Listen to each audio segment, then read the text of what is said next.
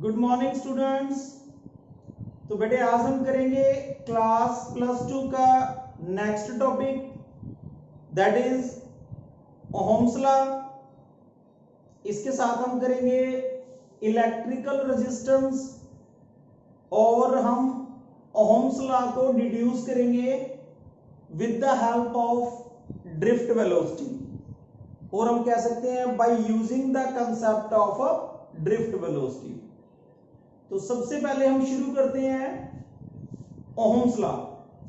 What is Ohm's law? Ohm's law हमें क्या कहता है?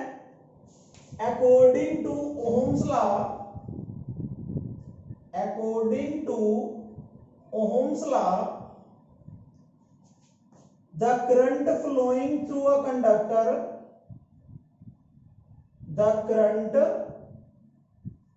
flowing through a conductor, flowing through a conductor is directly proportional to, is directly proportional to potential difference, potential difference applied across the conductor, applied across the conductor, provided that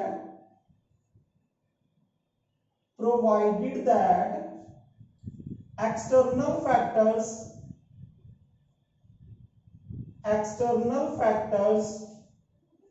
remains unchanged। तो बेटे Ohm's law हमें क्या कहता है कि एक conductor के अंदर से जो करंट फ्लो करता है वो करंट उस कंडक्टर के एंड्स के बीच में जो पोटेंशियल डिफरेंस हमने अप्लाई कर रखा है उस पोटेंशियल डिफरेंस के डायरेक्टली प्रोपोर्शनल होता है। पर कंडीशन क्या है कि जो एक्सटर्नल फैक्टर्स है लाइक टेम्परेचर, प्रेशर, मॉइस्चर, ये चीजें जो है वो कांस्टेंट रहनी चाहिए, रिमेन्स अनचेंज्ड।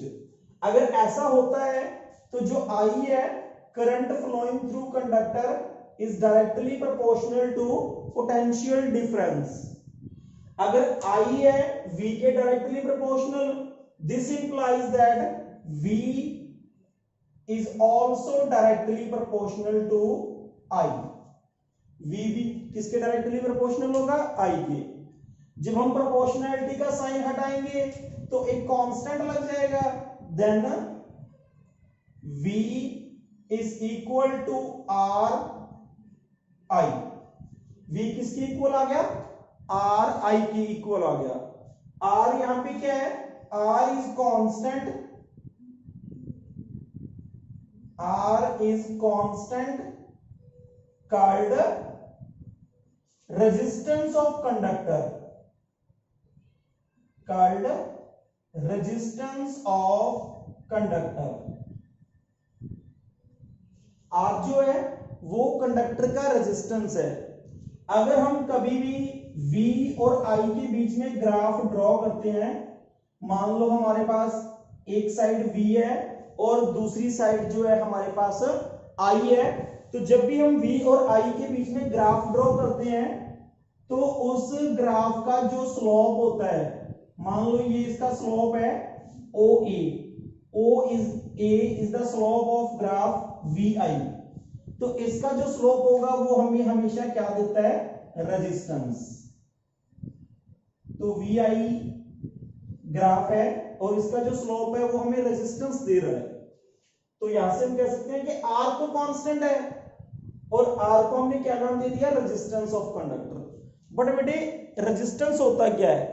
जो हम ये कह रहे हैं कि इलेक्ट्रिकल रेजिस्टेंस, ये इलेक्ट्रिकल रेजिस्टेंस होता क्या है? तो इसके बारे में बात करते हैं हम कि what is electrical resistance. Ohm's law पता चल गया होगा आप लोगों को। अब हम देखते हैं इलेक्ट्रिकल रेजिस्टेंस क्या होता है। इलेक्ट्रिकल रेजिस्टेंस, रेजिस्टेंस बोल दो या इलेक्ट्रिकल रेजिस्टेंस बोल दो, दोनों सेम है। तो electrical resistance is the obstruction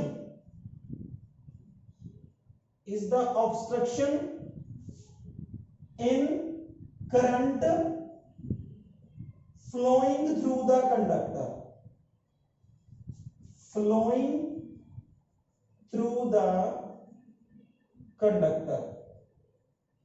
जब एक कंडक्टर के अंदर से करंट फ्लो कर रहा है तो उस करंट के अंदर जो रुकावट पैदा हो रही है, उस करंट को फ्लो होने से जो रोक रहा है, that is called electrical resistance. और अगर हम इसको डिफाइन करना चाहें तो जैसे अभी हमने किया है, अभी जस्ट हम करके आए हैं, क्या करके आए हैं कि V is equal to R I होता है। तो यहां से हम R की वैल्यू निकालें, then I R is equal to V over I। तो हम कह सकते हैं कि रेजिस्टेंस ऑफ कंडक्टर या electrical resistance of conductor,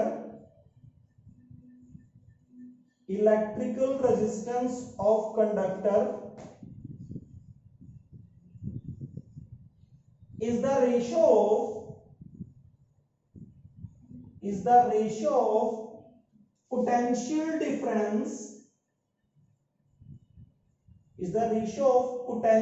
difference across the ends of conductor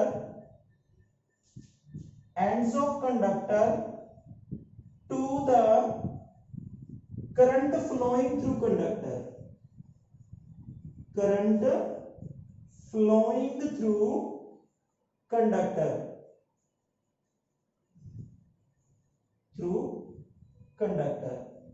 तो जो इलेक्ट्रिकल रेजिस्टेंस होता है वो रेशियो है बेटा किस चीज की, एक तो जो पोटेंशियल डिफरेंस है across the ends of conductor, और दूसरा जो करंट फ्लो कर रहा है थ्रू द कंडक्टर, उन दोनों की रेशियो को हम बोलते हैं इलेक्ट्रिकल रेजिस्टेंस। यहां से हम इलेक्ट्रिकल रेजिस्टेंस की यूनिट निकालेंगे। अगर हम इलेक्ट्रिकल रेजिस्टेंस के यूनिट की बात करें तो यू नो वेरी वेल, जो पोटेंशियल होता है इसकी यूनिट होती है वोल्ट। हम कह सकते हैं कि 1 वोल्ट, और जो हमारा करंट है, करंट की यूनिट होती है ampere, and upon 1 ampere. 1 volt upon 1 ampere is equal to 1 Om.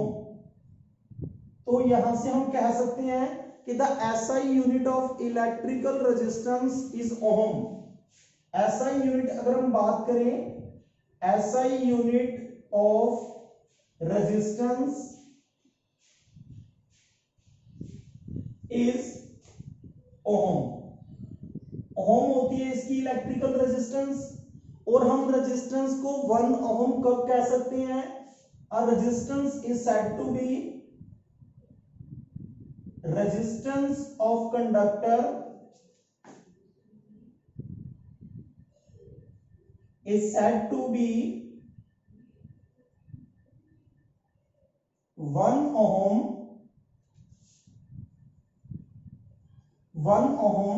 when a potential difference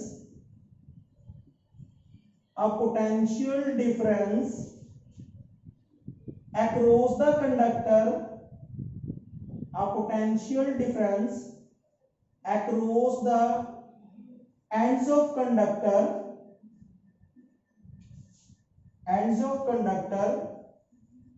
is 1 volt, and current flowing through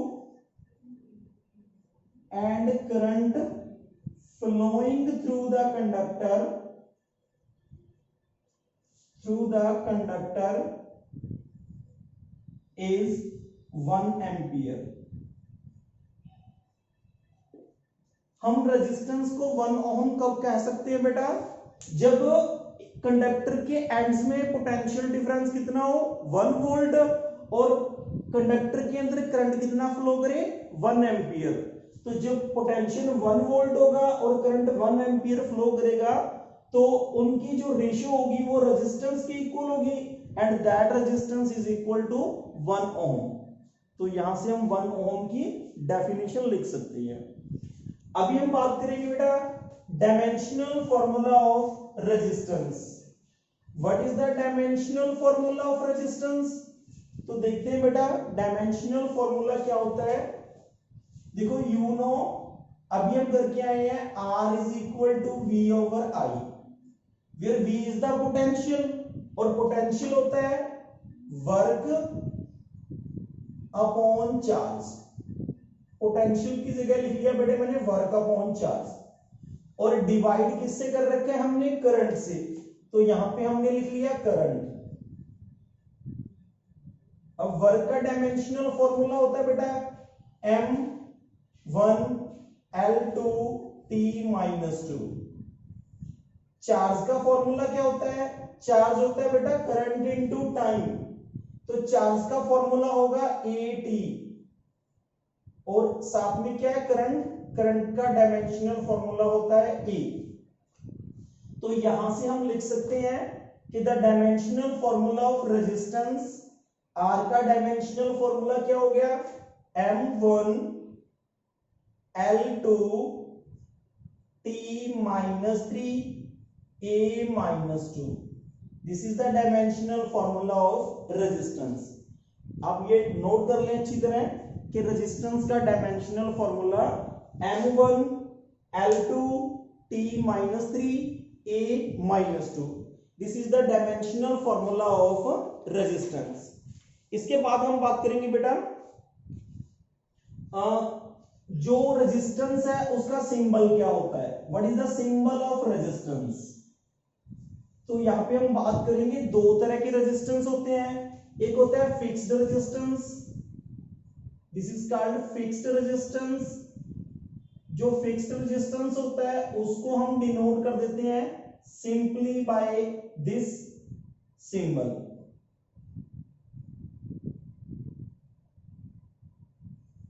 ये है फिक्स्ड रेजिस्टेंस का सिंबल है। और दूसरा होता है वेरिएबल रेजिस्टेंस।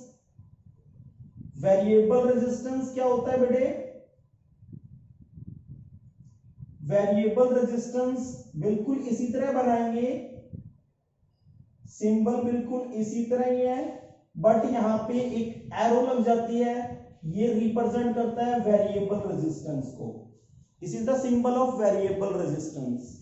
या हम इसको ऐसे भी बना सकते हैं,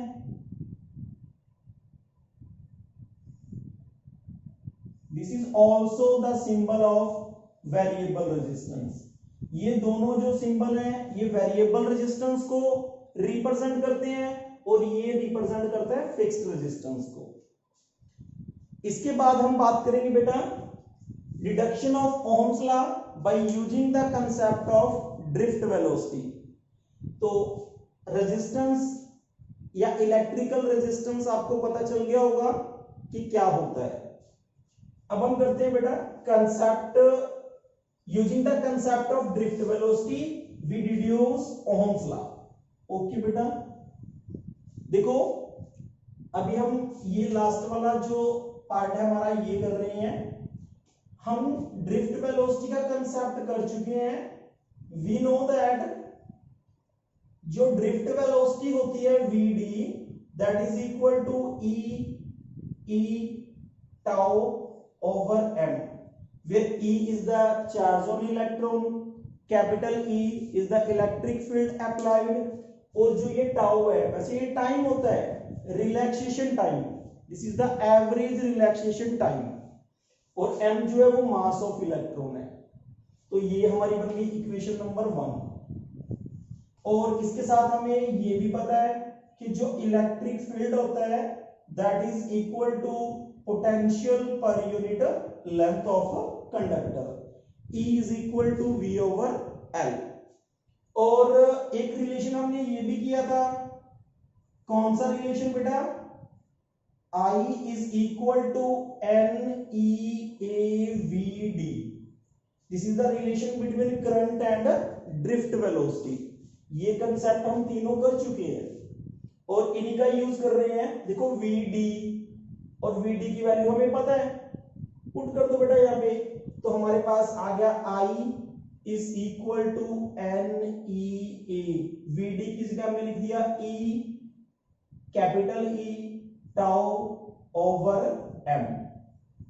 बट E की वैल्यू हमें पता है, देखो E क्या होता है V ओवर L, तो जहां E लिखा है वहां पे V ओवर L पुट कर दो, तो I इज इक्वल टू आ गया हमारे पास N E into E square बनेगा, एक रह गया हमारे पास A और एक E की जगह हमने पुट कर दिया V ओवर L, एक M नीचे पड़ा था ऑलरेडी और एक हमारे पास यहां पे क्या रह गया tau, that is average relaxation time. अब हमारे पास I की वैल्यू इतनी आ गई, ये जो V है जो पोटेंशियल है इसको इस साइड लाके डिवाइड कर देते हैं, तो ये बन गया E over V is equal to N E square A tau over M L। Okay बेटा, देखो ये आ गया हमारे पास I ओवर V, इनवर्स कर दो, इनवर्स ऑन बोथ साइड, दोनों साइड इनवर्स कर दो बेटा, दोनों साइड इनवर्स करेंगे तो ये बनेगा V over I is equal to N E square A tau over M L। अब यहां से हम देखेंगे, देखो N जो है नंबर डेंसिटी ऑफ इलेक्ट्रॉन्स है, वो कंडक्टर के अंदर कांस्टेंट होगी, चार्ज ऑन इलेक्ट्रॉन ये भी कांस्टेंट है, एरिया ऑफ कंडक्टर वो तो कांस्टेंट ही रहेगा, जो कंडक्टर हमने ले लिया वो कांस्टेंट है, मास ऑफ इलेक्ट्रॉन वो कांस्टेंट ही होता है, और लेंथ ऑफ कंडक्टर जो कंडक्टर हमने चूज कर लिया उसकी लेंथ कांस्टेंट रहेगी, और ये हमने लिया एवरेज रिलैक्सेशन टाइम, तो जब बेटा एवरेज ही ले लिया तो हर इलेक्ट्रॉन के लिए जो टाइम है वो कांस्टेंट हो गया, तो दीज ऑल आर कांस्टेंट, ये सारे कांस्टेंट है बेटा, N भी कांस्टेंट, E भी कांस्टेंट, A भी कांस्टेंट, टाउ भी कांस्टेंट, M भी कांस्टेंट और L भी constant, these all are constant. तो इन कांस्टेंट को हमने एक नया नाम दे दिया और हमने लिख दिया V upon I is equal to R, because R is a constant, तो इन सबको हमने एक नया नाम दे दिया दैट इज R, और R की वैल्यू अगर हम देखें तो R इज इक्वल टू हो गया N E square A tau over M L। तो यहां से हम देख लेंगे कि V is equal to I R, यही तो होता है हमारा विच इज ओहम्स लॉ, यही तो होता है बेटा हमारा ओहम्स लॉ। तो यहां से हमने प्रूव कर दिया कि जो चले हम क्या थे, कहां से चले थे, ड्रिफ्ट वेलोसिटी से चले थे, और लास्ट में हमने प्रूव क्या किया है, ओहम्स लॉ प्रूव कर दिया हमने। तो ये था हमारा जो टॉपिक था, using the concept of drift velocity we can deduce Ohm's law. तो आज जो हमने किया, पहले हमने ओहम्स लॉ किया, उसके बाद हमने इलेक्ट्रिकल रेजिस्टेंस के बारे में पढ़ा, उसके बाद हमने ओहम्स लॉ डिड्यूस किया है bye using the concept of drift velocity. ये जो तीनों टॉपिक हमने किए, आई होप आप लोगों को अच्छे से समझ में आ गए होंगे। अगर इनसे रिलेटेड आपका कोई क्वेश्चन हो, अगर आपको कोई पॉइंट ना समझ में आया हो तो आप मेरे से पूछ सकते हैं। Thank you.